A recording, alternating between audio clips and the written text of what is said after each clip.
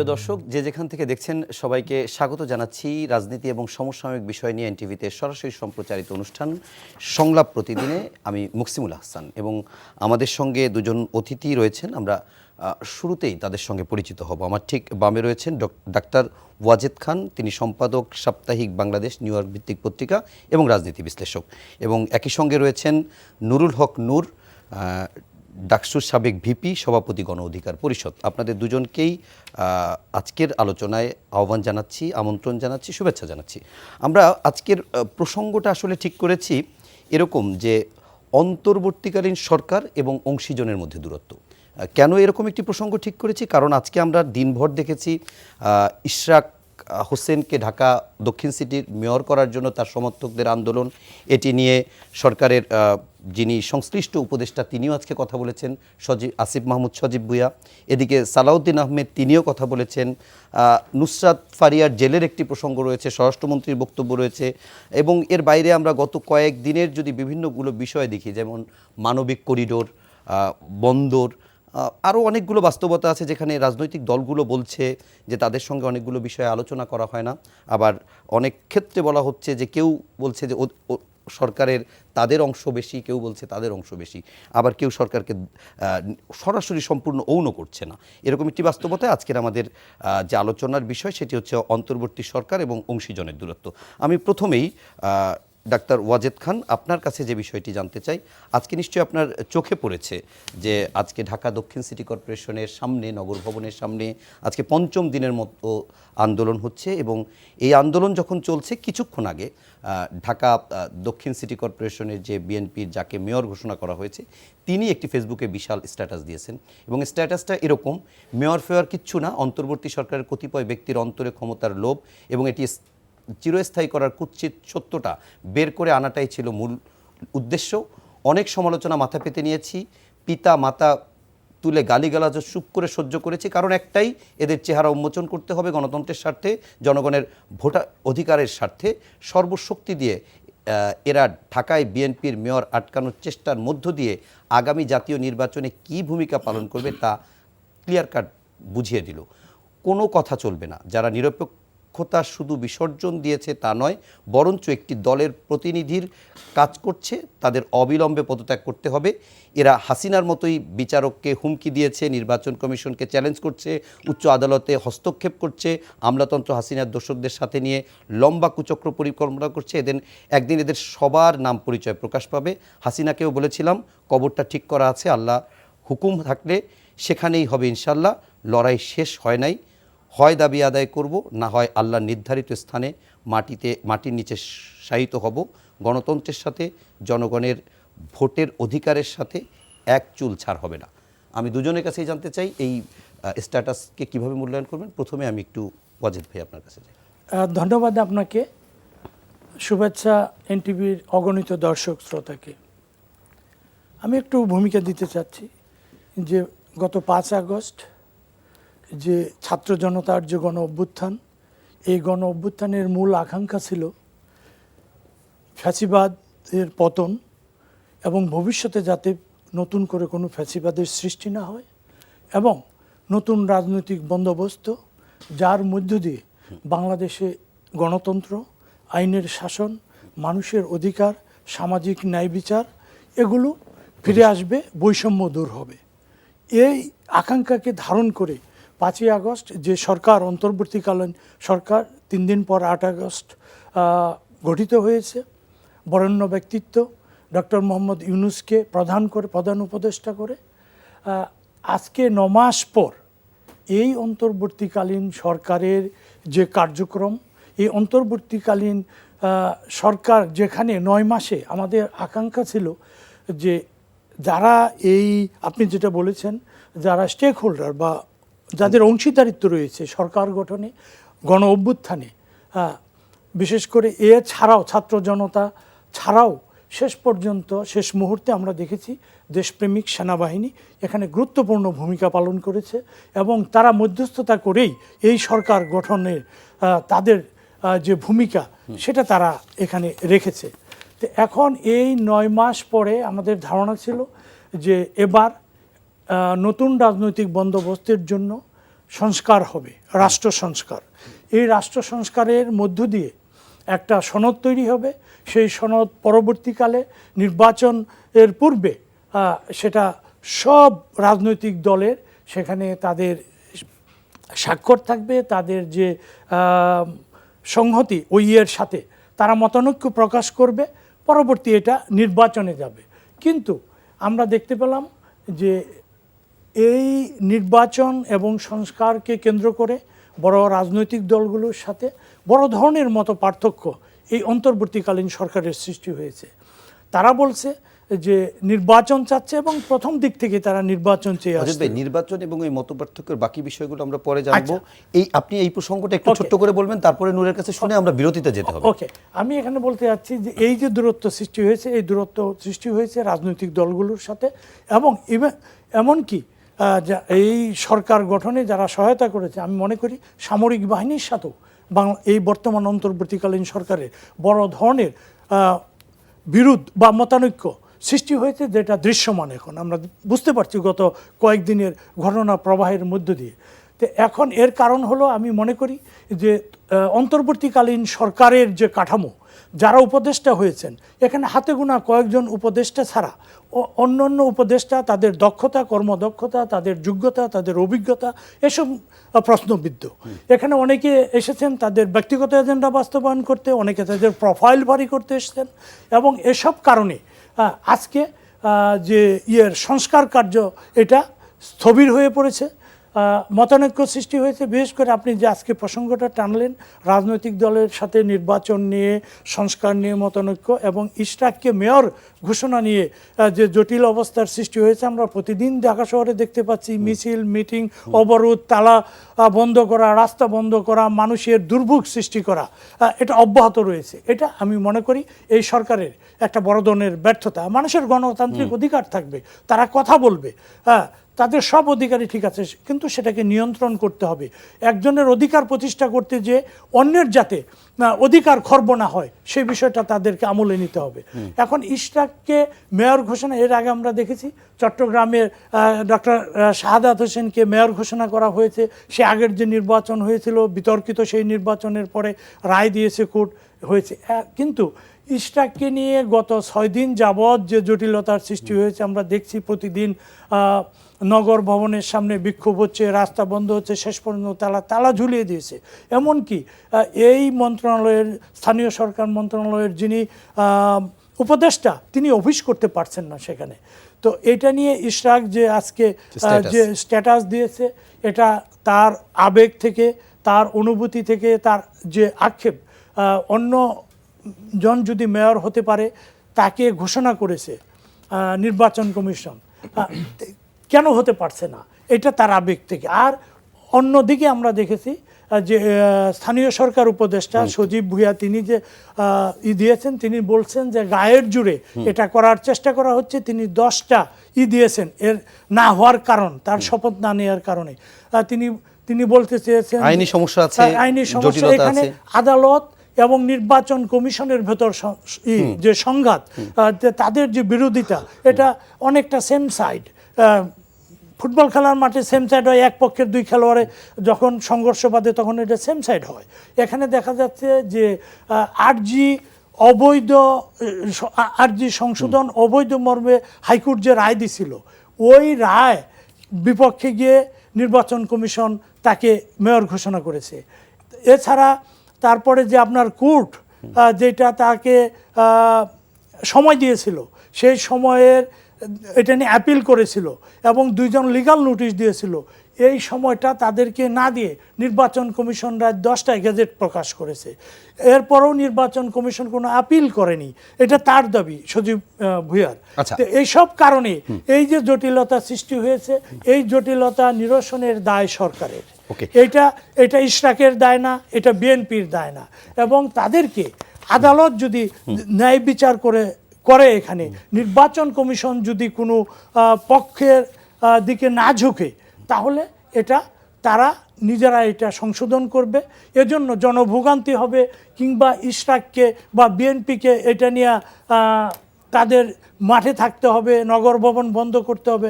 আমার মনে হয় যে এটা সরকারকেই এই সমস্যার সমাধান করতে হবে। আমি নূর সময় কম কোনো প্রশ্ন করলাম না, আগেই আপনাকে স্ট্যাটাসটা বললাম এবং এই প্রসঙ্গটা বললাম। আপনি রাজনীতিও করেন, বিশ্লেষণও করেন, আপনি একটু কিভাবে বিশ্লেষণ করবেন? না, প্রথম হচ্ছে যে দক্ষিণের ইশরাক হোসেনের বসার যে বিষয় নিয়ে জটিলতা তৈরি হলো, এটা একেবারেই অনাকাঙ্ক্ষিত। আমি ধরি আপনার যদি লয়ের গ্রাউন্ডে ধরেন ব্যাখ্যা করলে সরকারের পক্ষ থেকে 2-3টা ল দেখাইতে পারবে, আবার বিরোধী পক্ষ ইশরাকের পক্ষ আরো 5-7টা পয়েন্ট দেখাতে পারবে। সর্বোপরি আমরা যদি দেখি যে এই সরকারটা গঠিত হয়েছে কিভাবে, বাংলাদেশের সংবিধানে ছিল না, এটা কিন্তু ডক্ট্রিন অফ নেসেসিটির জায়গা থেকে এটা হয়েছে। এবং যখন যেটা আপনার সংবিধানে বলা আছে 106 অনুচ্ছেদে, কোনো বিষয় নিয়ে অস্পষ্টতা বা জটিলতা তৈরি হলে রাষ্ট্রপতি সুপ্রিম কোর্টের ব্যাখ্যা নিয়ে সেটা পরিষ্কার করবেন না, সেই বিষয়ে পজিশন করবেন। তো যেই কারণে ইন্টারিম গভর্নমেন্টটা ফর্ম হয়েছে। জি, ইশরাক হোসেন এই নির্বাচনে আপনার জনগণের সমর্থন নিয়ে ফাইট করে শেষ পর্যন্ত মাঠে টিকেছিলেন, যে ফলাফল ছিনতাই করে তাপসের মতো একটা ডাকাতকে আপনার এখানে এমপি পদ থেকে পদত্যাগ করিয়ে এখানে তাকে কনফার্ম করা ছিল যে তাকে মেয়র বানাবেন, নগরের দায়িত্ব দেবেন, যেই কারণে তো তাকে এখানে নিয়ে আসা হয়েছিল। সে ডাকাত পালিয়ে গেছে। এখন বর্তমান স্থানীয় সরকারের যে প্রজ্ঞাপনটা, ওইখানেও যে ধরেন বিশেষ ব্যক্তি হিসেবে সরকার কাউকে প্রশাসক হিসেবে নিয়োগ দিতে হবে, ওই জায়গা থেকে আপনি ইথিক্সের জায়গা থেকে বললেও আপনার আমি আইন নিয়ম নীতি ওই ব্যাখ্যায় না, যে যদি মোহাম্মদ এজাজকে, যার বিরুদ্ধে হিজবুত তাহরির এবং জঙ্গিবাদের কার্যক্রমে সম্পৃক্ততার অভিযোগ, এই রকমের একটা মানে ব্যক্তিকে উত্তরের প্রশাসক দিয়েছে সরকারের উপদেষ্টা তাদের কোরামের পছন্দের লোক, কিংবা এনসিপির তিনি কমিটিতে ছিলেন, জাতীয় নাগরিক কমিটি, সেই কারণে বিএনপির মতো একটা বৃহৎ দল, ওই বিবেচনায় কিন্তু ইশরাককে দক্ষিণের পার্টে দেওয়া যায়। আর তার তো একটা আইনি অলরেডি বিষয় তার পক্ষে রায় এসেছে, সেটাও তো ভ্যালিড। কোন দুঃখে তারপরেও সরকার এটা নিয়ে তালবাহানা করছে। এবং আমি যতদূর জেনেছি এখানে সরকারের চেয়ে সত্যিকার অর্থে উপদেষ্টার পরিষদ বা সরকার চালায় তো 5-6 জনের একটা উপদেষ্টার সিন্ডিকেট, বাকি উপদেষ্টাদের এরা রুটিন মাফিক চাকরির মতো মন্ত্রণালয় যায় কাজ করে, এরা আর জানেও না কোথায় কি হচ্ছে। তো তাদের এই কোর এই সিন্ডিকেটের সিদ্ধান্ত যে বিএনপিকে এত স্পেস দেওয়া যাবে না, যেই কারণে মূলত তারা ইশরাককে ওইখানে বসতে দিতে চাচ্ছেন না। তো ইশরাকের সমর্থকরা নিয়মতান্ত্রিক আন্দোলন চালিয়ে যাচ্ছে। এইদিকে উত্তরে আবার আপনার সাধারণ মানুষ থেকে শুরু করে নগর ভবনের কর্মচারীরাও বলছে যে যার বিরুদ্ধে জঙ্গিবাদের অভিযোগ, হিজবুত তাহরিরের সদস্য, এরকম একজন ব্যক্তিকে কিভাবে সরকার এই উত্তরের প্রশাসক হিসেবে নিয়োগ দায়িত্ব দিল। ওইদিকেও চলতেছে, এজাজ সাহেব কিন্তু ভয়ে আতঙ্কে এখন কার্যালয়ে যাচ্ছেন না, কালকে শুনতেছে ওইখানেও কর্মসূচি হবে। এগুলো হচ্ছে সরকারের অদূরদর্শিতা এবং তাদের ইম্যাচুরিটির কারণে এই পরিস্থিতিটা তৈরি হয়েছে। ভাই যেটা বললেন, আমরা শুরু থেকে তো আমরা সমস্ত সব রাজনৈতিক দল, বিএনপি সহ আমরা এই সরকারকে সমর্থন দিয়ে আসছিলাম, সহযোগিতা করে আসছিলাম।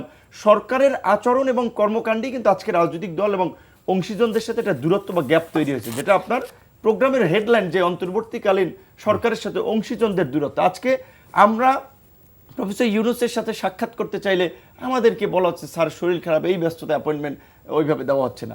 বিএনপি অ্যাপয়েন্টমেন্ট চাইলে বিএনপির মতো দলকে, যারা এটা এখনো কাঠামোগত দিক থেকে নাম্বার 1 বাংলাদেশের এই মুহূর্তের রাজনৈতিক দল, তাদের আপনার মিটিং চাইলে 5-6 দিন পরে তারা সময় দিচ্ছে। তার মানে সরকার কিন্তু রাজনৈতিক দলগুলোকে ধীরে ধীরে দূরে ঠেলে দিচ্ছে, এবং রাজনৈতিক দলগুলোকে এই দূরে ঠেলে দেওয়ার প্রবণতা এবং একেবারেই কিছু নির্দিষ্ট বলয়ের লোক, উপদেষ্টা পরিষদ থেকে শুরু করে সরকারের একটা সিন্ডিকেট গড়ে তোলায় আসলে এখন সরকার সঠিক সিদ্ধান্তটা নিতে পারছে না। যেমন এই যে আপনার প্রশ্নে উল্লেখ করলেন নুসরাত ফারিয়ার মতো একজন নায়িকা, আচ্ছা সে কি গুলি চালাইছে রাস্তায় দিয়া, ছাত্র পিটাইছে, তারা যে হত্যা মামলার আসামিদের একটা হাস্যকর মামলা করলো না, এবং এখনো যে ভিত্তিহীন এবং গায়েবী মামলা হচ্ছে এই সরকারের প্রশাসনে যে আগের মতোই, সেটা একটা প্রমাণ। আমার বিরুদ্ধে পর্যন্ত খুলনায় মামলা আছে যে চাঁদাবাজির অভিযোগে। আমি খুলনায় গেলাম না গত 5 আগস্টের পরে, হ্যাঁ 5 আগস্টের পরে এই বৈষম্যবিরোধী ছাত্র আন্দোলনের কেউ বোধহয় এই মামলাটা দিয়েছিল। পরে আইজিপিকে আমি বলেছি, হোম অ্যাডভাইজারকে বলেছি, সে ভাই কি বলবো, কই থেকে কারা মামলা দেয়, চাপ দিয়ে আমরাও তো বুঝতেছি না, আমরা অনেক কিছু জানতেছি না। তো এইটা তো জানা তাদের দায়িত্ব, না জানলে ওই দায়িত্ব আছে কি কারণে। আজকে আমি হোম অ্যাডভাইজার থেকে শুরু করে অনেকের সাথে কথা বলে বলেছি, ভাই আপনারা বসেন, একটা টিম করেন, আপনারা কাদেরকে কাদেরকে নজরদারির মধ্যে রাখবেন, কাদেরকে কাদেরকে বিমানবন্দরে আটক করবেন, বাইরে যেতে দেবেন না, এর একটা তো তালিকা থাকবে। আব্দুল হামিদ দেশের বাইরে গেছে, এখন হইচই হচ্ছে। আব্দুল হামিদ দেশে ছিল তখন আপনারা কেন ধরেন নাই, তখন আপনারা এই বিষয়ে তৎপর কেন নেই? এখন উদরপিন্ডি বুদর ঘরে চাপাচ্ছেন আব্দুল হামিদের এইটা ঠেকানোর জন্য নুসরাত ফারিয়াকে আটকাচ্ছেন, এবং আবার যেই পরিস্থিতি করলো শেষ পর্যন্ত জামিনও দিল না। এই মামলা কি প্রুভ করতে পারবে? বরঞ্চ এগুলো করে কিন্তু বিশ্ব দরবারে কিন্তু বাংলাদেশ সম্পর্কে একটা নেতিবাচক ধারণা দিচ্ছে, যে ইন্ডিয়ান যেই আপনার ন্যারেটিভটা তৈরি করার চেষ্টা করছে যে বাংলাদেশে উগ্রবাদী মৌলবাদীদের সরকার হচ্ছে, এই নুসরাত ফারিয়াদের মতো নায়িকাদের দেখেন এখন তাদেরকে আটকাচ্ছে, এই আপনার অভিনেত্রী মডেল তারা শোরুম উদ্বোধন করতে যাচ্ছে, সেখানে তৌহিদি জনতার ব্যানারে তাদেরকে প্রতিরোধ করা হচ্ছে, আবার জঙ্গিবাদের সাথে সংশ্লিষ্ট এই হিজবুত তাহরিরের নেতা তাদেরকে দেওয়া হচ্ছে উত্তরের প্রশাসন। এই যে বাংলাদেশের মধ্যে ব্যাড ন্যারেটিভ, এইটা কিন্তু আমাদের জন্য ভালো হচ্ছে না। আমরা একটু ডাক্তার ওয়াজেদ খান আপনার কাছে একটি বিষয় নিয়ে একটু জানতে চাই। আমরা যেহেতু আলোচনাই করছিলাম অন্তর্বর্তী সরকার এবং অংশীজনদের মধ্যে দৃশ্যমান দূরত্ব নিয়ে, তো সেই দৃশ্যমান দূরত্বের জায়গায় আরও দুটি বিষয় নিয়ে একটু সংক্ষেপে আপনার কাছে জানতে চাই। সেটি হচ্ছে বন্দর এবং মানবিক করিডোর। এই দুটি জায়গা থেকেও আমরা দেখছি রাজনৈতিক দলগুলো বিভিন্ন জায়গা থেকে এই প্রশ্ন উঠছে যে এই ম্যান্ডেট তাদেরকে কে দিল। আবার সরকারের পক্ষ থেকে এরকমও বলা হচ্ছে যে আমাদের ইচ অ্যান্ড এভরিথিং করার ম্যান্ডেট আছে। তো আসলে তাদের ম্যান্ডেট কতটুকু আছে, বা রাজনৈতিক দল অংশীজন এদের সঙ্গে আলোচনা করেই কি ধরনের সিদ্ধান্ত নিচ্ছে, নাকি সরকার এককভাবে সিদ্ধান্ত নিচ্ছে? কেন নিচ্ছে এরকম সিদ্ধান্ত? দেখেন, সরকার গঠনে তাদের ম্যান্ডেট আছে, এটা তো কোর্টের মাধ্যমে, হাইকোর্টের মাধ্যমে যেই দেওয়া হয়েছে সব ঠিক আছে, ম্যান্ডেট আছে, তারা সংস্কার করবে, রাষ্ট্র সংস্কার করবে। কিন্তু এই আন্দোলনের যারা অংশীজন তাদের সাথে তো শেয়ার করতে হবে, কথা বলতে হবে। এখন বন্দর দেওয়াকে অন্যদের হাতে, যেমন আমিরাত ভিত্তিক ডিপি ওয়ার্ল্ডকে বন্দর দিতে চাচ্ছে, হ্যাঁ, এইটা তারা মনে করছে যে নিউমোরিং যে টার্মিনাল, 4 নম্বর টার্মিনাল, এটা সবচেয়ে বড় টার্মিনাল, সবচেয়ে ভালো এটা। হ্যাঁ, এটা অবশ্য 2023 সালের মার্চেই হয়েছে, এটা আওয়ামী লীগ সরকার করে গেছে। 4টা জাহাজ মনে হয় না, 4টা বিদেশি জাহাজ নোঙ্গর করতে পারে, একটা দেশি জাহাজ নোঙ্গর করতে পারে।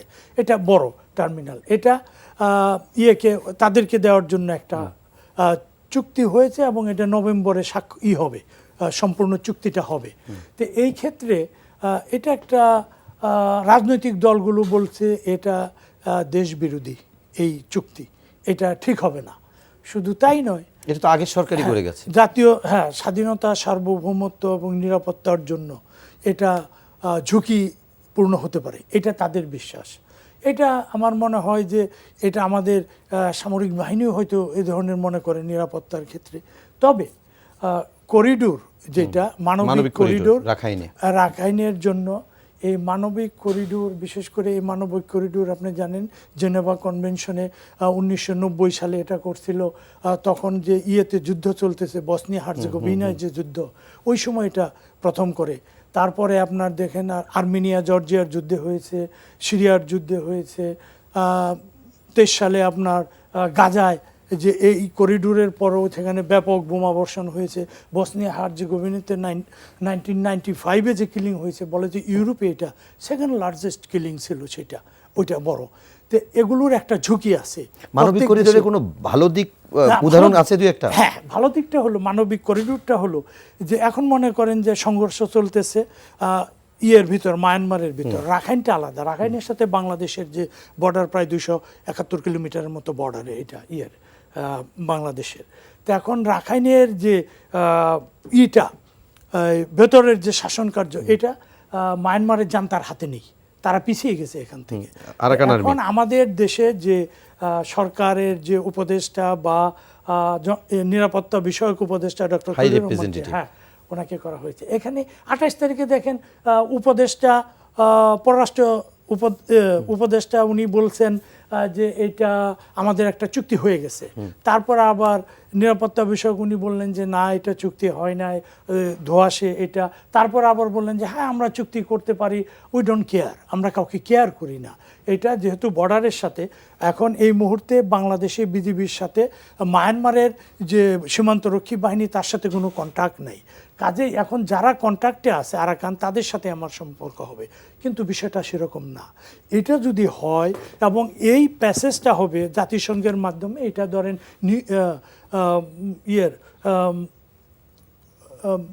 ওটা কি বলে, একটা রিফিউজি যে কাউন্সিল আছে, এদের তত্ত্বাবধানে এটা হয়, জাতিসংঘের একটা লাইন হবে, এইটাদের করিডোর দিয়ে যাবে, খাবার, ঔষধপত্র, কাপড় চোপড়, জিনিসপত্র, ওই দিক থেকে আহত বা মৃত এদেরকে নিয়ে আসা, একটা নিরাপদ একটা চ্যানেল করে দেওয়া এটা।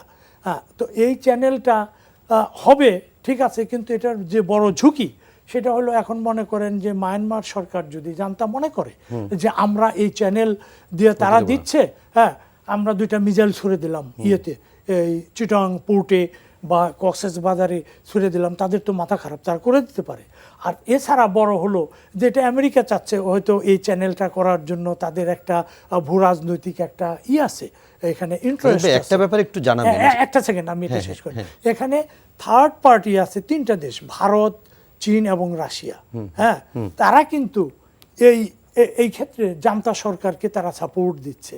তো এটা বাংলাদেশের জন্য অনেক রিস্কি হবে এই গেমটা। এটা নিয়ে একটু জিজ্ঞেস করি আপনাকে।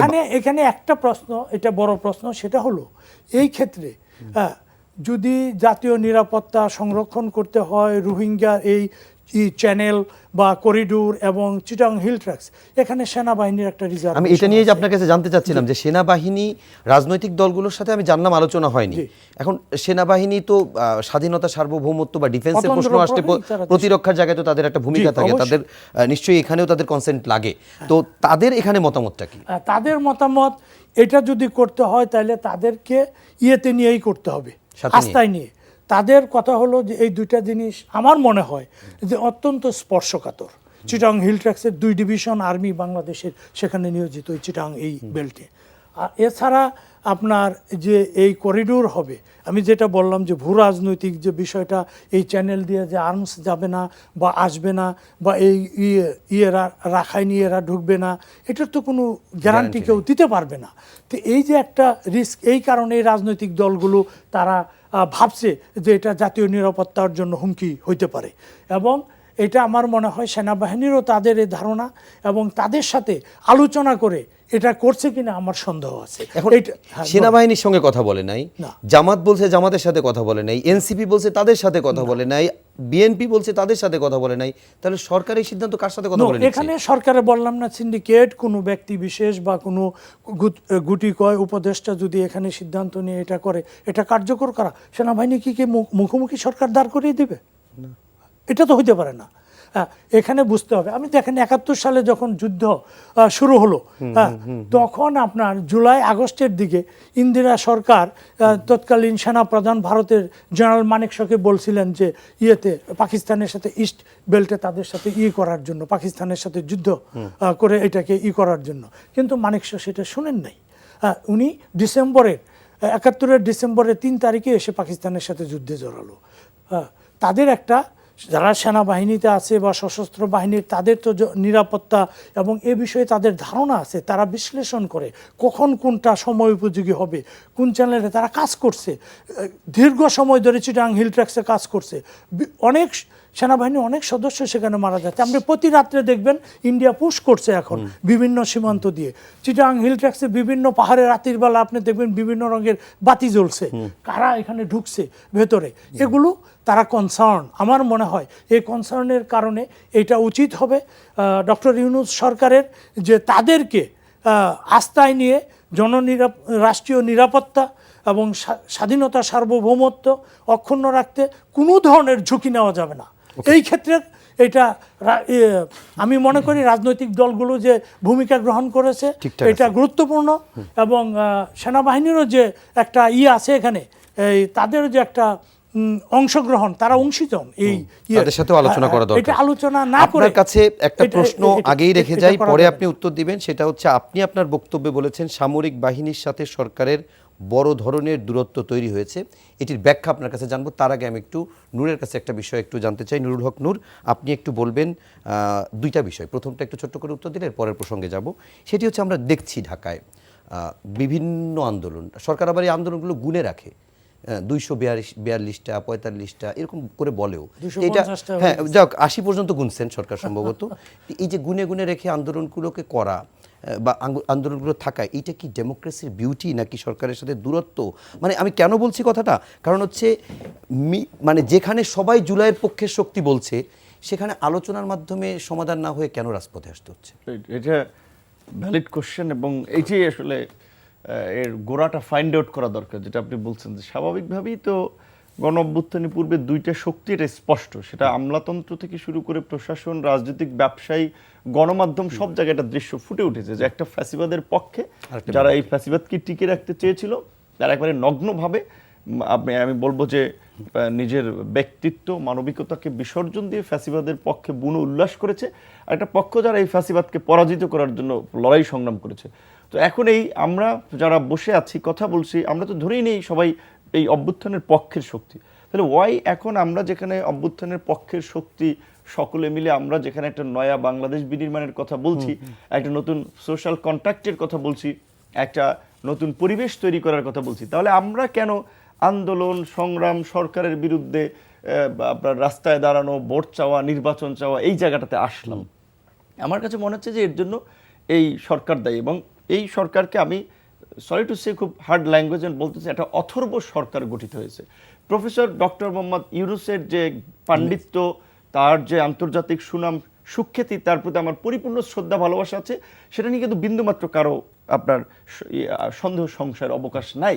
কিন্তু আপনি ফুটবল খেলা কিংবা ক্রিকেট খেলায় যেখানে শুধুমাত্র অধিনায়ককে কিংবা একজন আপনার মেসির মতো ভাইব্রেন্ট প্লেয়ার দিয়ে আপনি পুরো টিমকে তো জেতাতে পারবেন না। মেসির প্যারালাল কিংবা সমগোত্রীয় কিংবা এরকম ভালো খেলে, কাছাকাছি খেলে, এইরকমের টিম লাগবে। এই সরকারের আপনি দেখান যে এই 25 জন না 27 জন উপদেষ্টা এবং প্রতিমন্ত্রীর পদমর্যাদায় সহকারী উপদেষ্টা বা বিশেষ সহকারী হয়েছে, এর মধ্যে কয়টা ব্যক্তির ওই গার্ডস আছে যে শক্তভাবে তারা একটা কাজ করতে পারবে, সিদ্ধান্ত নিতে পারবে? কয়টা ব্যক্তির রাজনৈতিক অভিজ্ঞতা আছে? রাষ্ট্র একটা পলিটিক্যাল ইনস্টিটিউশন, এইটা রাজনীতিবিদদের ছাড়া চলবে না। আমি বলছি আপনাকে, যেটা আমি খুব বোল্ডলি বলেছিলাম, যে ন্যাশনাল যে ডায়ালগ করেছিল 4টা না 5টা ডক্টর মোহাম্মদ ইউনূসের আমন্ত্রণে আমরা সেখানে গিয়েছিলাম, সমস্ত রাজনীতিবিদদের সামনে সবার অনেকে চোখ মুখ কালো হয়ে গেছে, পরিষ্কারভাবেই বলছিলাম যে এই অভ্যুত্থান পরবর্তী সময় এখন যারা আমরা আছি সবাই অভ্যুত্থানের শক্তি।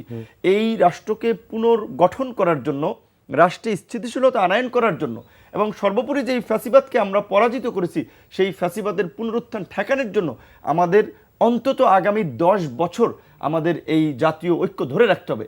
এই সরকারকে জাতীয় সরকারের রূপদান করেন, মেজর অংশীচন্দ্রকে নিয়ে জাতীয় সরকার গঠন করেন 2 বছরের জন্য। সেটা তো বড় দল বিএনপি মানে না, জাতীয় সরকার করতে চায় না। এখন বিএনপি মানে কিনা সেটা আমরা বিএনপির মুখ থেকে পরিষ্কার আমরা শুনি নেই। তারপরে আমরা বলছিলাম যে প্রথম 6 মাসে সব ধরনের সভা সমাবেশ ব্যান করেন, প্রথম 6 মাস অন্তত। আমি বলছি এই কথাটা আমি ওই জাতীয় সংলাপে বলেছিলাম, এখন টকশোতে বলছি না, কোনো বাস্তবায়ন দেখিনি। এখন উপদেষ্টা পরিষদের কার্যক্রম এটা দেখে ইতিমধ্যেই অনেকের এটা মনে সন্দেহ সংশয় তৈরি হয়েছে যে এরা আরেকটা 111-এর মতো একটা ষড়যন্ত্র পাকাচ্ছে। বিএনপির মতো রাজনৈতিক দলকে অনেকদিন পর আমরা শক্তভাবে কথা বলতে শুনলাম গত কয়েকদিন ধরে, যে নির্বাচনের জন্য কি আমাদেরকে যমুনা ঘেরাও করতে হবে? কারণ আমরা দেখছি যে সবাই আমরা একটা নির্বাচনের একটা পরিষ্কার রোডম্যাপ আমরা চাচ্ছি। আপনি ধরেন, আপনি দিন তারিখ এদিক সেদিক হতেই পারে, যেমন আজকের আপনার প্রোগ্রামে আমি 2 মিনিট পরে লেট এসেছি বা আরেকদিন আগে এসেছি। তো সরকার তো একটা রোডম্যাপ দিতে পারতো যে আমরা নভেম্বরে তফসিল দেবো, ডিসেম্বরে ইলেকশন। তাই যদি বলছে ডিসেম্বর থেকে জানুয়ারি, এটা কেমন একটা অস্পষ্ট কথা হলো না? আমরা ডিসেম্বর থেকে জুনের মধ্যে আমরা ইলেকশন দেবো, এটা একটা স্পষ্ট রূপরেখা হলো। রাজনৈতিক দলগুলো পরিষ্কারভাবে বলছে যে আপনারা একটা রাজনৈতিক একটা ইলেকশনের 9 ডিসেম্বরের মধ্যে অথবা জুনের ভিতরে। এবং সবচেয়ে এই যেই দুটো সিদ্ধান্ত নিয়ে সবচেয়ে চাঞ্চল্য তৈরি হয়েছে, এই মানবিক করিডোর বা হিউম্যানিটেরিয়ান প্যাসেঞ্জার আপনি যাই বলেন না কেন, মিয়ানমারের আরো প্রতিবেশী দেশ আছে না, তো জাতিসংঘ ওই সমস্ত দেশ থেকে নেক, ভারত থেকে নেক, আমাদের এইখানে রাখাইনে ডিপ সি পোর্ট আছে, সিতোয়ে। হ্যাঁ, ওই এইটা যে ওই আপনার যেটা বলে রাজনীতিতে আপনার গরিবের বউ সবাই বাউস, এইরকম যে বাংলাদেশ কি সবাই ব্যবহার করা, যে আপনার যখন এই আপনার আগের হাসিনা সরকার থাকতো রোহিঙ্গা রিপার্টিশন নিয়ে যখন আলাপ আলোচনা করেছে, সেখানে জাতিসংঘকে ইনক্লুড করে নাই। তারা ওই আপনার বাইল্যাটারাল একটা প্রোগ্রাম করেছিল, একজন রোহিঙ্গাকে প্রত্যাবাসন করতে পারে। গত 9 মাস, এগুলো আনপাবলিক জানেন, এগুলো অনেকে খোঁজ খবর রাখে না, 1.5 লক্ষ রোহিঙ্গা নতুন করে এখানে অনুপ্রবেশ ঘটেছে, প্রায় 60,000 লোক ইন্ডিয়া থেকে এখানে ঢুকেছে। এইগুলো কি আনপাবলিক ঢুকেছে, না এজেন্সির লোকেরা ঢুকেছে, নাকি বাংলাদেশকে অস্থিতিশীল করার জন্য ট্রেনিং প্রাপ্ত লোকেরা ঢুকেছে? আমরা জানি সরকারের সেই সক্ষমতা নেই, হ্যাডাম নাই এগুলো প্রতিরোধ করার জন্য। তো এই জন্য আমরা বলছিলাম যে এই রাষ্ট্র নামক এই পলিটিক্যাল ইনস্টিটিউশন রাজনীতিবিদদের ছাড়া চলবে না, কিন্তু ওনারা চালাইতে যাচ্ছে এই যে এনজিও, বিদেশি আপনার কি বলবেন, যে বিদেশে থাকা সুবিধাভোগী লোকজনকে নিয়ে একটা উপদেষ্টা পরিষদ গঠন করছে, হজবরলা তৈরি করে ফেলছে, যার কারণে এখন এই মানবিক করিডোর আবার এদিকে বন্দর। শেখ হাসিনা খারাপ, শেখ হাসিনাকে আমরা হটাইলাম, শেখ হাসিনার চুক্তি আপনি কেন কন্টিনিউ করে যাবেন, এবং আপনি কেন সেটা আপনি জোর দিয়ে আপনি বলতেছেন যে আমাদের এছাড়া আর ওয়ে নাই, ইনভেস্টমেন্টের সাথে আমাদের ওয়ে নেই। আচ্ছা, আপনি সহজ কথা দেখেন, ওকে আমাদের বন্দরটা ভালো মানের করা লাগবে, সেজন্য আন্তর্জাতিক প্রতিষ্ঠানকে আমরা দেবো। প্রতিষ্ঠানকে না দিয়ে আমরা আন্তর্জাতিক মানের ইঞ্জিনিয়ার এনে, সার্ভেয়ার এনে, অ্যানালিস্ট এনে আমরা সেটাকে তৈরি করতে পারি না আন্তর্জাতিক মানের। আমরা কেন পোর্টের মতো একটা স্ট্র্যাটেজিক জায়গা আমরা বিদেশিদের দখলে দিয়ে দেবো? এইখানে আপনার বলা হচ্ছে যে আমাদের বিনিয়োগ বাড়বে, এইটা বাড়বে। তো আমরা তো এই যে এক্সপার্টিস লোক, বিশ্ববর্ণ নোবেল লরিয়েট, বিডার চেয়ারম্যান, বিদেশি এত লোককে হায়ার করতেছি, এবং এইটা নিয়ে তো একটা নতুন করে সন্দেহ সংশয় তৈরি হচ্ছে। এতগুলো বিদেশি লোক এই সরকারের এই 26-27 জন উপদেষ্টার মধ্যে 14 জন আছে যারা ডুয়েল সিটিজেনদারি। এই ডুয়েল সিটিজেনদারি লোক ম্যাক্সিমাম ওয়েস্টার্ন কান্ট্রিতে। তো স্বাভাবিকভাবেই বাংলাদেশের রাজনীতিতে যেভাবে এই পশ্চিমা দেশগুলো একটা প্রভাব আছে, এইখানে ইতিমধ্যে দেখতেছেন সংবিধান সংশোধন কমিটি থেকে শুরু করে নানান রকমের বিভিন্ন বিষয়ে বহুত্ববাদ এবং আরও বিভিন্ন বিষয় যে ঢুকিয়ে দেওয়া হচ্ছে, এইগুলো নিয়ে এখানে একটা জটিলতা তৈরি হয়েছে। তো এই যে বিদেশি নাগরিকদের সরকারের একেবারেই কোর পলিসি লেভেলে ঢুকাইলেন আপনি, তারা যে ওই সমস্ত দেশের এজেন্ডা বাস্তবায়ন করবেন এটার কোনো গ্যারান্টি আছে? যেই কারণে আমরা বলছি শুরুর দিকে আমরা চুপচাপ থাকলেও এখনকার সামগ্রিক পরিস্থিতিতে আমরা উদ্বিগ্ন, আমরা চুপচাপ নাই, এবং আমরা পরিষ্কারভাবেই বলছি যে এখন নির্বাচনের পরিষ্কার রোডম্যাপ দিতে হবে। এবং এখন যেহেতু সংস্কারের বিষয়টা, এই জুলাই গণ অভ্যুত্থানের পরে মানুষের 3টে আকাঙ্ক্ষা ছিল। 1 নম্বরে ছিল যে এই জুলাই গণহত্যার একটা প্রকৃত বিচার, এই জুলাইয়ে যারা আহত হয়েছে, নিহত হয়েছে, তাদের পরিবারগুলোকে ক্ষতিপূরণ। 3 নম্বর হচ্ছে রাষ্ট্র পুনর্গঠন এবং রাষ্ট্র সংস্কার। তো কাজে এই রাষ্ট্র সংস্কারের 15টা কমিশন করেছে, তারা তাদের প্রস্তাবনাগুলো দিয়েছে। ইতিমধ্যেই রাজনৈতিক দলগুলোর সাথে দফায় দফায় আলোচনা হয়েছে। যেই আলোচনায় মতনৈক্য হচ্ছে না, ওইটা সরকার জানিয়ে দেখ পাবলিককে যে আমরা এই সিদ্ধান্ত নিতে চাই, কিন্তু আমরা মতনৈক্যে পৌঁছতে পারিনি, যেহেতু আমরা সরকার আছে আম্পায়ারের জায়গায়, আমরা এটা চাই। সেটা আপনার একটা জাতীয় সনদ আকারে সব দলের স্বাক্ষরের জন্য ছেড়ে দেখ, স্বাক্ষর করে সেটা বাস্তবায়ন করুক। কিন্তু নির্বাচনটা এখন দ্রুত হতেই হবে, এছাড়া দেশ আর একটা সংকটের মুখে পড়বে। আমরা নতুন করে কোনো দেশকে সংকটের মুখে ফেলতে চাই না। আপনি দেখতে পাচ্ছেন সোশ্যাল মিডিয়ায় বিদেশ থেকে বিভিন্ন রিউমার ছড়ানো হচ্ছে যে সামরিক বাহিনীর মধ্যে কু হচ্ছে, সামরিক বাহিনীতে অস্থিরতা, এইদিকে নানান ধরনের ঘটনা ঘটছে। এবং এই ধরনের পরিস্থিতিতে গণ অভ্যুত্থান পরবর্তী বিভিন্ন দেশ এই সমস্ত কারণে কিন্তু ব্যর্থ এবং অকার্যকর হয়েছে। কাজে এই দেশকে আমরা ব্যর্থ অকার্যকর হতে দিতে চাই না। আপনার কাছে আর একটা প্রশ্ন আমরা একটু পরে উত্তর নেব। আপনি যেটি বললেন যে অন্তর্বর্তী সরকারের প্রায়োরিটি বেস প্রথম কাজ হচ্ছে বিচার, তারপরে সংস্কার, তারপরে নির্বাচন। তো সেই জায়গা থেকে, বিচারের জায়গা থেকে প্রশ্নটা হচ্ছে এরকম, আজকে নুসরাত ফারিয়াকে একটা মার্ডার কেসে আপনার প্রথমে তাকে আটক করা হলো, তারপরে আদালতের মাধ্যমে তাকে জেলে পাঠানো হলো। এর আগে এরকম আমরা বেশ কিছু সাংবাদিকও দেখেছি যারা হয়তো ওই সরকারপন্থী ছিলেন, কিন্তু তারা সরাসরি তাদের বিরুদ্ধে মার্ডার কেস। অথচ যারা আসলে ওই মার্ডারের সাথে জড়িত ছিল, আওয়ামী লীগের বড় বড় নেতা, মন্ত্রী, প্রশাসকের অনেকে, আইন শৃঙ্খলা বাহিনীর, এই জায়গায় একটু কম কিনা, কিংবা আসলে এই বিচার প্রক্রিয়াকে প্রশ্নবিদ্ধ করারও একটা প্রক্রিয়া এরকম হইতে পারে কিনা। ডাক্তার ওয়াজেদ খান, আপনার কাছে যে প্রশ্নটি আগেই রেখেছিলাম সেটি আরেকবার মনে করিয়ে দিই। সেটা হচ্ছে, আপনি আপনার বক্তব্যের এক পর্যায়ে এরকম একটি কথা বলেছেন যে সামরিক বাহিনীর সাথে সরকারের বড় ধরনের দূরত্ব তৈরি হচ্ছে। এটা আপনি কিসের ভিত্তিতে বলছেন এবং কেন মনে হচ্ছে? এটা মনে হচ্ছে, ধরেন এই সরকার গঠন থেকে শুরু করে 5ই আগস্ট যদি সেনাবাহিনীর যদি ওভারঅল একটা ভূমিকা না থাকতো, গুরুত্বপূর্ণ ভূমিকা, তাহলে একটা ম্যাস অবস্থা হয়ে যেত। এই সরকার গঠন বা দেশে কোন দিকে যেত, এটা আমাদের চিন্তার বাইরে ছিল। এখন এই 9 মাসে তারা ম্যাজিস্ট্রেসি পাওয়ারে বিপুল সংখ্যক প্রায় 30,000 সৈন্য রোটেশন বাই রোটেশন কাজ করছে, তারা ইয়েতে পুলিশের কাজ করছে। এখন আমার যেটা মনে হচ্ছে যে এই রাজনৈতিক দলগুলোর সাথে দূরত্ব, সংস্কার নিয়ে, নির্বাচন নিয়ে, এটা তাদের কোনো, আমার মনে হয় না তাদের এটা কোনো হেডেক বা বিষয়। তাদের হেডেক যেখানে আমার মনে হয় যে নিরাপত্তা ইস্যু, রাষ্ট্রের নিরাপত্তা ইস্যু। এখানে যদি নিরাপত্তা, আপনি মনে করেন যে কোনো দেশে যখন নিরাপত্তা উপদেষ্টা বা নিরাপত্তা কোনো মন্ত্রী থাকেন, তখন তারা, আমেরিকায় মনে করেন 17টা সংস্থার একজন নিরাপত্তা উপদেষ্টা, তারা যখন কোনো ব্যাপারে কথা বলে তখন সেটা তারা নিজেরা আলোচনা করে সেই সিদ্ধান্তটা গ্রহণ করে। কিন্তু এইখানে তারা কেন মনে হচ্ছে যে তাদের সাথে এইসব বিষয়ে কোনো আগে কে নিরাপত্তা উপদেষ্টা হচ্ছেন বা তার এক ফাংশন কি, তারা কোন কোন বিষয়গুলো ডিল করবে, তারা কি চায় সশস্ত্র বাহিনী, বাংলাদেশের বর্ডার বা জাতীয় নিরাপত্তা ইস্যুতে তাদের কি চিন্তাধারা, আমার মনে হয় এগুলো শেয়ার করা দরকার তাদের সাথে। এগুলো বাইরে আসবে কেন? এগুলো আমার মনে হয় এই বিষয়গুলো তাদের সাথে। কিন্তু আমি যদি একটু এইভাবে বলি যে মানে আর্মি যদি এই গভর্নমেন্টের সঙ্গে অত বড় ধরনের দূরত্ব থাকতো তাহলে গভর্নমেন্ট কি এতদিন টিকতে পারতো? না, এখন মনে করেন যে যদি ওই রকম হতো তাইলে তো 5ই আগস্টই সেনাবাহিনী ক্ষমতা নিয়ে নিত। সেটা নেয়নি তো, সেটা নেয়নি। কি কারণে নেয়নি? তারা জনগণের ম্যান্ডেট, এই অভ্যুত্থানকে তারা সম্মান দেখিয়েছে, মর্যাদা দেখিয়েছে, এটা এখনো তারা ধরে রাখছে। কিন্তু সেটা সরকারকে বুঝতে হবে। এখন সরকারের যে রাজনৈতিক দলগুলোর সাথে যে সম্পর্ক, আপনি মনে করেন, আমি মনে করবো এখানে রাজনৈতিক দলেরও বড় ভুল আছে। আপনাকে রাষ্ট্র সংস্কারের বিষয় নিয়ে আজকের যে বৈষম্য, না আজকের যে নতুন রাজনৈতিক বন্দোবস্তের যে আকাঙ্ক্ষা নিয়ে এই অভ্যুত্থান হয়েছে, রাজনৈতিক দলগুলো যদি তার ন্যূনতম কোনো ক্রাইটেরিয়া ফুলফিল না করে, আপনাকে রাজনৈতিক দলের ভেতর গণতন্ত্রের বিষয় আছে, তারপরে আপনার এই নেতাকর্মীদের ভোটে আপনার হবে, এই নেতা নির্বাচিত হবে, কমিটি বাণিজ্য, মনোনয়ন বাণিজ্য থাকবে না, তারপরে আপনার এই যে রাজনৈতিক যে ধারা, মনে করেন শেখ হাসিনা ফ্যাসিস্ট হয়েছে, সে 44 বছর একটা দলের প্রধান 81 থেকে সে ফ্যাসিস্ট হয়ে আসছে, বড় ডিগ্রি, এটা তার ইন্টারনাল ডিগ্রি, বিদেশ থেকে কোনো ডিগ্রি নিয়ে আসা হয়নি। তো এগুলো যে রাজনৈতিক যে চর্চা, যে সংস্কৃতি, এখানে একটা ভুল ধারণা আছে।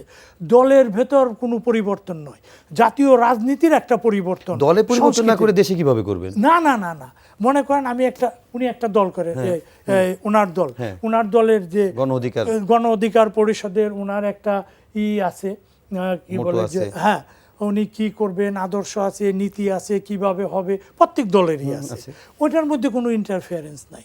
কিন্তু আপনার ন্যাশনাল রাজনীতি যখন আসবে, এটা প্রত্যেক দেশে আছে, পলিটিক্যাল পার্টিস অ্যাক্ট, ইন্ডিয়াতে যেমন 1951-এর 29A ধারায় পলিটিক্যাল পার্টিস অ্যাক্ট আছে, আমেরিকায় আছে, সব দেশে এগুলো আছে। এখানে যেমন নির্বাচন কমিশন এটা নিবন্ধন যে ইয়েতে দেয়, এর বাইরেও কিছু কিছু জিনিস আছে। মনে করেন যে প্রশ্ন উঠছে যে একজন 2বারের বেশি প্রধানমন্ত্রী হতে পারবেন না, ঠিক আছে, এটা হলো। তারপরে মনে করেন যিনি প্রধানমন্ত্রী হবেন তিনি আবার সরকার প্রধান হতে পারবেন, 2-in-1 সিস্টেম। হাই স্কুলে হয় না, যিনি হেডমাস্টার তিনিই সেক্রেটারি, এই সিস্টেম চলবে না। আবার রাজনৈতিক দলের ভিতরেও শেখ হাসিনা 44 বছর ছিল, এইভাবেই যদি চলতে থাকে তাইলে দেশে অন্য নেতৃত্ব বিকাশের যে পথ, সেটা সুগম হবে। আমি আপনার ওইটাকে নুরুল হক নুরুর অধিকার আছে এই দেশের প্রধানমন্ত্রী। না, আমি আপনার বক্তব্যকে, আমাদের বর্তমান রাজনৈতিক যে ধারা, এই ধারায় কারো কোনো সুযোগ নেই। ওনার নুরুল হক নূর যত আন্দোলন করুক, যত বড় নেতা হোক, যদি কোনো একটা ইয়েতে ধারায় না যায় তাহলে তার কোনো আশা নাই এখানে। তো এই যে বিষয়গুলো, তারপরে মনে করেন আরো কতগুলো মৌলিক বিষয় আছে। এই যদি হইতো তাইলে গত 12টা জাতীয় সংসদ নির্বাচনে রাজনীতিতে মৌলিক কোনো পরিবর্তন হয় নাই। এক্স্যাক্টলি, আমি আপনার এই পয়েন্টটা ধরেই বলছিলাম যে রাজনৈতিক দলগুলো তার অভ্যন্তরে যদি গণতন্ত্রের চর্চা না করে, ওই রাজনৈতিক দল যখন রাষ্ট্রপতি ক্ষমতায়, তখন কিভাবে গণতন্ত্র হবে? এই বিষয়গুলো মৌলিক বিষয়।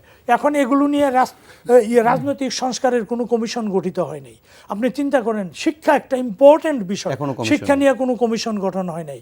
স্বাস্থ্য নিয়ে একটা কমিশন হয়েছে, একজন লোককে দিয়েছেন, তারা ভেস্টেড গ্রুপ, তাদের বড় হাসপাতাল আছে, তারা মাফিয়া গ্রুপ, এই হেলথে তাদেরকে দিয়েছে। তারা 17 কোটি মানুষের যে হেলথ ইন্স্যুরেন্সের প্রয়োজন আছে, তাদের যে হেলথ কার্ডের প্রয়োজন আছে, এগুলো নিয়ে কোনো কথা বলেন নাই। হাসপাতালগুলো তারা কিভাবে জিনিসপত্র পাবে, কি সুবিধা পাবে, এগুলো নিয়ে তারা চিন্তা ভাবনা। এখানে এগ্রিকালচার, কৃষি সংস্কার নিয়ে কোনো কথা নাই। 17 কোটি মানুষ কনসার্ন এই অভ্যুত্থানের পরে, তাদের স্বাস্থ্য ব্যবস্থা কি হবে, এ নিয়ে একটা কথাও এখনো হয় নাই। আচ্ছা, আমরা আজকে একটু সংস্কার থেকে দূরে থাকবো। আমাদের অনেক টপিক নিয়ে আলোচনা করতে গেলে অজিত ভাই আগাইতে পারবো না, একদম শেষ দিক চলে আসছি। এই বিষয়গুলো আমার মনে হয় এরা এগুলো উত্থাপন করবে। এই বিষয়গুলো দরকার। আপনার রাষ্ট্রে আইন থাকবে, আইন ওই আইন অনুযায়ী আপনি রাজনীতি হবে, রাজনীতি আপনার ইচ্ছা মতো তো আমি রাজনীতি করতে পারবো না। আপনি রাস্তায় গাড়ি ইচ্ছা মতো চালাতে পারবেন, আপনার লাইসেন্স লাগবে, আপনার ফিটনেস লাগবে, গাড়ির সব কিছু লাগবে, ট্রাফিক ল মেনটেন করতে হবে। আপনি 17 কোটি লোককে আপনি পরিচালনা করবেন, নিয়ন্ত্রণ করবেন, তাদের ভাগ্যবিধাতা হিসেবে কাজ করবেন, কিন্তু আপনার রাজনীতিতে কোনো নিয়ন্ত্রণ নাই, কোনো আইন নাই। আপনি যেমন খুশি তেমনি করবেন, যাকে খুশি তাকে মনোনয়ন দিবেন, তিনি সংসদে যাবেন, তিনি সব কিছু নিয়ন্ত্রণ করবেন। তাহলে তো এটা আইন হলো না।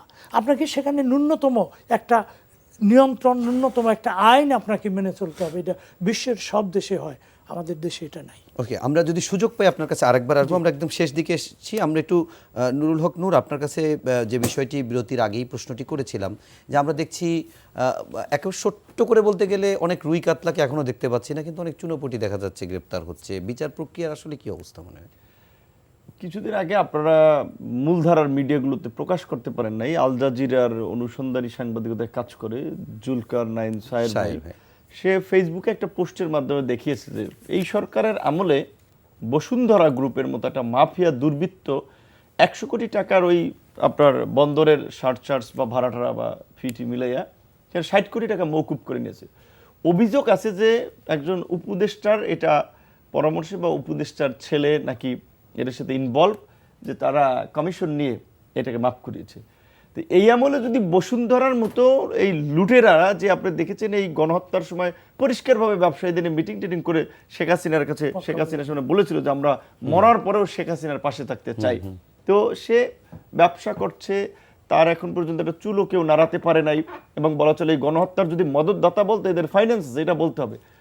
রূপায়ণের ওই আপনার ওরিয়ন, তারপর বেক্সিম করতো, সালমানের প্রমাণ ভিতরে, এরকম অনেক কিন্তু মাফিয়া শিল্প গোষ্ঠী হিসেবে চিহ্নিত, এবং যারা একচেটিয়া বিভিন্ন প্রতিষ্ঠানে গত 16 বছর ধরে টেন্ডারবাজি করেছে। আপনার 100 কোটি টাকার কাজকে 600 কোটি টাকা বানিয়েছে, 9 টাকার কাজকে আপনার 20 টাকা করেছে। এই লুটপাটকারী একজনকে ওইভাবে খুব বেশি গ্রেপ্তার করা হয়নি। আওয়ামী লীগের চিহ্নিত ছাত্রলীগ, যুবলীগ, আওয়ামী লীগের বড় বড় নেতাদেরকে বরঞ্চ অনেকে কিন্তু সেফ এক্সিট দেওয়া হয়েছে, তাদের পয়সা পাতি সেগুলো সেফলি সরিয়ে দেওয়া হয়েছে, প্রপার্টির মালিকানা চেঞ্জ করা হয়েছে, টিভি, ব্যাংক সব কিছু একটা সমঝোতার মধ্যে দিয়ে বলা চলে সরকারের সাথেই যারা, সেটা হোক আইন শৃঙ্খলা বাহিনী হোক উপদেষ্টা, তারা সেটা সেভ করেছে। আর হচ্ছে এই হাস্যকর বানাচ্ছে যে আপনার ওই যে ইয়াকে ধরে কি বলে মমতাজকে ধরে, আর এই নুসরাত ফারিয়াকে ধরে, বা এর চেয়ে তো বড় বড় রাঘব বলরা তো ধরা ছোঁয়ার বাইরে রয়েছে। বিএনপি সহ বিরোধী দল আমরা 28 অক্টোবর গত বছর এক দফার যে আন্দোলন করেছিলাম, সেইখানে আওয়ামী লীগ সিদ্ধান্ত নিয়েছে তারা নির্বাচন করবে বিরোধী দল 23 সালের 28 অক্টোবর। রাইট, 23 সালে 28 অক্টোবর বিরোধী দল নির্বাচন করতে বিরোধী দলের 32,000 নেতাকর্মীকে বেছে বেছে তালিকা করে ধরে জেলে ঢুকাইছে। আর এই গণ অভ্যুত্থানের পরে আপনি 3200 বোধহয় আওয়ামী লীগের চিহ্নিত এভাবে খুব মানে ওই ধরনের টপ লিডাররা ধরা পড়ে নেই, বরঞ্চ আওয়ামী লীগকে অফিসিয়ালি নিষিদ্ধ করার পরেও আওয়ামী লীগ আস্ফালন দেখায় রাজপথে নামে। সোশ্যাল মিডিয়ায় শেখ হাসিনা প্রতিনিয়ত কথা বলে যাচ্ছে, শেখ হাসিনার ফাঁসি দেবে, শেখ হাসিনার বিচার করবে। শেখ হাসিনারও হুমকি দিচ্ছে যে ইউনূসকে, ইন্টারিম গভর্নমেন্টকে বিচার করবে এই বিভিন্ন ঘটনায়। তো এর মধ্যে দিয়ে এটা আমাদের কাছে পরিষ্কার যে সরকারের অত্যন্ত দুর্বল টিম, অদক্ষতা, অদূরদর্শিতা, যেটা আমরা বলছিলাম ভোগাবে আমাদের সবাই। কিন্তু এই কারণে আমরা বলছিলাম, যারা তারেক রহমান সহ সবাই বলছিল যে শুরুর দিকে যে এই জামাত সহ সবাই আমরা বলছি এটা আমাদের সরকার, আমরা এই সরকারকে সহযোগিতা করে আমরা আমাদের গন্তব্যে এগিয়ে যেতে চাই। কিন্তু আমরা তো সরকার কোন করতে চাই, কিন্তু সরকার তো আমাদের কোন করে না। প্রশ্ন হচ্ছে ওই জায়গায় যে সরকার তো আমাদের কথার, রাজনৈতিক দলগুলোর কথার ওই গুরুত্বটা দিচ্ছে না। করিডোরের মতো, বন্দরের মতো সিদ্ধান্ত, এটা কি পলিটিক্যাল গভর্নমেন্ট, সেই ইলেক্টেড গভর্নমেন্ট সেই ধরনের সিদ্ধান্ত নিতে পারে? সে যদি নিতেও চায়, এখানে বাংলাদেশের ইতিহাসে প্রফেসর ডক্টর মোহাম্মদ ইউনূস যে সমর্থনটা পেয়েছিল, কেউ পেয়েছে আপনি দেখতে শেখ মুজিবুর রহমান থেকে শুরু করে জিয়াউর রহমান, কেউ 50 বছর। তাহলে সে যদি একটা এর আগে যে বিভিন্ন ইস্যুতে পূজায় ভারতীয় প্রোপাগান্ডা আপনার প্রতিরোধে বিভিন্ন যে ন্যাশনাল ডায়লগ করেছিল, একটা ন্যাশনাল ডায়লগ ডাকতো যে ভাই আমি পোর্টকে এইভাবে আমি বিদেশিরা দিতে চাই, আপনাদের ওপিনিয়নটা কি? সবাই বলতো, সেখানে আমাদের ডক্টর ইউনূস যখন বলতো আমরা কনভিন্স হলে আমরা বলতাম ঠিক আছে আপনাকে আমরা সমর্থন করি। করিডোরের বিষয়টা আলোচনা তো করতে হবে আমাদের সাথে। আপনারা হঠাৎ করে আপনাদেরকে আমরা একেবারে সবাই মাথায় তুলে দিলাম, আর আপনারা মাথায় তুলে এখন আমাদের মাথায় প্রস্রাব করে দিচ্ছেন। পরিস্থিতির এরকম হচ্ছে যে আপনারা এখন আপনি খুব হুমকি দিয়ে বলছেন যে এভরিথিং এই গভর্নমেন্ট ক্যান ডু, তাদের ম্যান্ডেট আছে। কোন ঘোড়ার ডিমের ম্যান্ডেট? আমরা কালকে যদি সব রাজনৈতিক দলগুলো যদি রাস্তায় নামি, আপনি টিকতে পারবেন, যেটা সালাউদ্দিন ভাই বলছিল, দ্যাটস রিয়েলিটি। আজকে নির্বাচনের দাবিতে কিন্তু রাজনৈতিক ঐক্যমত্য তৈরি হচ্ছে। সরকারকে আমরা পরিষ্কারভাবে এখন বলছি ফ্রেন্ডলি ডিসকাশন, যে আপনারা রোড ম্যাপ ঘোষণা করেন, সংস্কার যা যা করতে চান আপনারা বাস্তবায়ন করেন। কতটুকু মতনৈক্য তৈরি হলো না তৈরি হলো আপনারা যেটা যৌক্তিক মনে করেন করেন, কিন্তু একই সাথে আমাদের নির্বাচনের রোড ম্যাপ ঘোষণা করতে হবে। গুরুত্বপূর্ণ সিদ্ধান্ত রাজনৈতিক দলগুলোর সাথে আলাপ আলোচনাবিহীন হতে পারবে না। এবং এই যে আজকে এই যে ছাত্রদের বিশেষ করে গণ আন্দোলনে, তো ধরেন বৈষম্য বিরোধী আন্দোলন, এখানে ছাত্র শিবির, ছাত্র দল, ছাত্র অধিকার, আমাদের সংগঠন, ছাত্র ফেডারেশন, বামপন্থী, ডানপন্থী সব ছাত্ররা ছিল। এইটা তো পূর্ব থেকে ওই আপনার বলা চলে ছাত্র লীগ কিংবা বৈজ্ঞানিক সমাজতন্ত্রের জাসদ ছাত্রলীগ এরকম তো একটা সুসংগঠিত কোনো প্ল্যাটফর্ম ছিল না। দীর্ঘ 16 বছর শেখ হাসিনার দমন পীড়নের বিরুদ্ধে একটা জনরোষ তৈরি হয়েছিল, ছাত্র আন্দোলনকে কিন্তু সেটা বিস্ফোরণ করেছে। এটা কোনো বিপ্লব না, এইটাকে বিপ্লব হিসেবে আমরা আখ্যায়িত করতে পারি। শুরুটা মনে হয় আপনি ভিপি হওয়ার মধ্য দিয়ে হয়েছিল, রাইট। এটা আন্দোলনটা তো শুরু থেকে 18তে আমরাই শুরু করেছিলাম। তো এখন এই ছাত্রদের কয়েকজন তারা মনে করছে যে আমরাই সারা দেশকে লিড দিয়েছি, আমরা একটা দল গঠন করেছি। এখন ইউনূস স্যার আবার যখন বলেন ছাত্র আমাদের নিয়োগকর্তা, তাদেরকে ওইভাবে এন্ডোর্স করেন এবং তাদের পার্টিকে আপনার সেইভাবে সরকার পক্ষ থেকে উপদেষ্টাদের টিম যখন তাদেরকে গাইড করে, তাদের ফাইন্যান্স করার জন্য, বিভিন্ন লোককে তাদের সাথে কানেক্ট করে দেওয়ার জন্য, এই যাদের মতো লোককে আপনার ওই উত্তরে বসায়, কাউকে আপনার আমরা একদম শেষ পর্যায়ে আসছি, আপনাকে শেষ রাজনৈতিক দলগুলো এটা আসলে সমর্থন আপনার কাছে শেষ প্রশ্ন, একটু একদম সংক্ষেপে একটু উত্তর দেবেন প্লিজ। সেটা হচ্ছে যে আমরা তো অনেকক্ষণ ধরে সরকার রাজনৈতিক দলের দূরত্ব, অনেক নেতিবাচক বিষয় নিয়ে আলোচনা করলাম। একদম ছোট্ট করে 1 মিনিটের ভিতরে দিবেন উত্তর। সেটা হচ্ছে প্লিজ যে এই দূরত্ব ঘোচানোর পথ কি দেখেন আপনি? অবশ্যই আমরা বারবার বলছি, এটা তো পলিটিক্যাল সরকার না, হয়তো তারা চেষ্টা করছে একটা পার্টি টাটি বানানো বা ছাত্রদেরকে একটা পার্টি বানানো, কিন্তু এটা তৈরি হবে না, এটা অলরেডি বিতর্কিত হয়ে গেছে। কাজেই সবচেয়ে উত্তম পদ্ধতি হচ্ছে আমি মনে করি সরকারের রাজনৈতিক দলগুলোর সাথে ইমিডিয়েটলি বসে আলাপ করা, যে রাজনৈতিক দলগুলোর সাথে কোথায় এই দূরত্বটা বা তাদের ওপিনিয়নটা কি, তাদের কনসার্নটা কোথায়।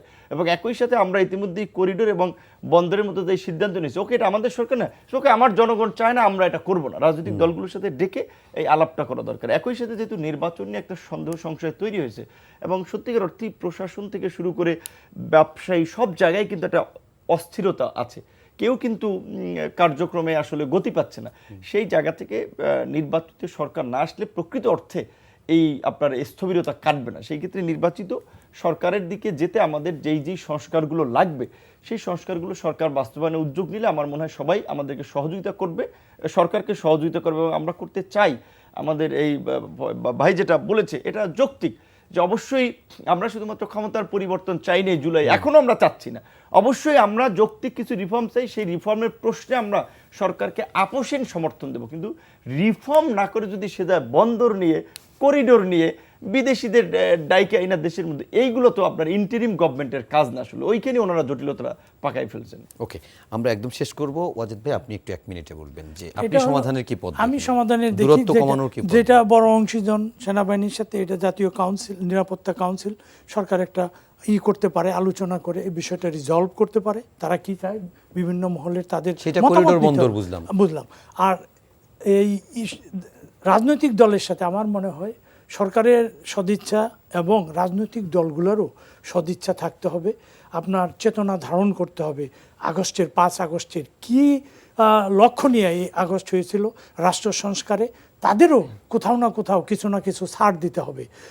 সব সংস্কার করা সম্ভব না, এটা কথা আছে, something of everything, everything of something, but not everything of everything. সব কিছু করতে পারবে না, কিন্তু এই সরকারকেও তাদের এই যে আজকে আলোচনা হচ্ছে সংস্কার নিয়ে, আজকে মনে করেন বড় দল বিএনপি আছে, 6 মাস 3 মাস পরে যখনই নির্বাচন হোক এই বিএনপি সরকারে আসবে, তারা রাষ্ট্র পরিচালনা করবে জনগণের ভোটে। কিন্তু তারা এইটা বুঝে যদি কিছু কিছু সংস্কার যেগুলো মানুষ দৃশ্যমান, মানুষ চায়, আকাঙ্ক্ষা, এগুলো যদি তারা মেনে নিয়ে তাদের সাথে একটা ইয়েতে আসে আপসে, তাহলে তো কোনো প্রবলেম নাই। তারা কেন এগুলো নিয়ে তাদের সাথে এই সরকারের সাথে এত বাকবিতণ্ডা করতে হবে? তারা তো কিছু দিতে পারে যে আমরা হ্যাঁ এই বিষয়গুলো আমরা মানলাম, এটা হইলে এটা সবাই চায় দেশে যে এই জিনিসগুলো করা দরকার। মনে করেন যেমন ডাক্তারদের এই দলীয় রাজনীতি, লয়ারদের দলীয় রাজনীতি, ইঞ্জিনিয়ারদের দলীয় রাজনীতি, এগুলো বন্ধ করে ডাক্তারদের মেডিকেল অ্যাসোসিয়েশন আছে, ছাত্র শিক্ষকদের দলীয় লেজুর ভিত্তিক রাজনীতি বন্ধ করে দিয়ে ওই রাজনীতিগুলো যদি, এগুলো তো অনেক সিদ্ধান্ত নিতে পারে এইগুলো। এবং এটা রাজনৈতিক দলগুলোকেও এগিয়ে আসতে হবে যে আমরা কোনো সংস্কার মানি না যেখানে ছিল, তাহলে তো এরকম হবে যে আগে যেখানে ছিল 5 আগস্টের আগে আমরা আবার ওইখানে ফিরে যেয়ে নির্বাচনে অংশগ্রহণ করতে চাই, সেটা তো হতে দেওয়া যাবে না। আপনাকে ছাড় দিতে হবে, আপনার মানুষের আকাঙ্ক্ষা ধারণ করতে হবে, দেয়ালের লেখন আমাদেরকে স্মরণ করতে হবে কি হয়েছে। এই যে 1,500 মানুষ জীবন দিয়েছে শুধু একটা নির্বাচনের জন্য না, এটাকে মনে রাখতে হবে কি কি পরিবর্তন মানুষের দরকার, একটা মানুষ কি চায়, কৃষিক্ষেত্রে কি পরিবর্তন চায়, তার স্বাস্থ্যের জন্য, তার ছেলেমেয়ের শিক্ষার জন্য, তার রাজনৈতিক যে অধিকার সেটার জন্য। আজকে যে দেশে এই সরকার এটা বন্ধ করতে পারে, চাঁদাবাজি, দখলবাজি সব কিছু আবার আগের জায়গায় ফিরে গেছে, এটা এই সরকার কেন বন্ধ করে না? সরকার 24 ঘন্টা এটা বন্ধ করতে পারে। সরকার যদি এটা বন্ধ করে, সরকার দৃশ্যমান দেখাতে পারে, জনগণ তাদেরকে বলবে যে না, আমরা এই জন্য তো কোনো সংস্কারের তাদের মতানৈক্যের দরকার নাই, দলীয় রাজনীতিবিদদের সাথে কথা বলার দরকার নেই, এটা সরকার নিজে করতে পারে নির্বাহী অর্ডারে। এটার জন্য কেন তারা অপেক্ষা করছে? একজন স্বরাষ্ট্র উপদেষ্টা আছে, তিনি কি বলেন তিনি নিজেও জানেন না। তো এইভাবে হয় না, এটা শক্ত হাতে সিদ্ধান্ত নিতে হবে, রাজনৈতিক দলগুলোকে এগিয়ে আসতে হবে, সব পক্ষকে এগিয়ে আসতে, না হলে দেশের যে রাজনৈতিক আজকের যে সংকট, এই সংকট আরও গভীরতর সংকটে পরিণত হবে।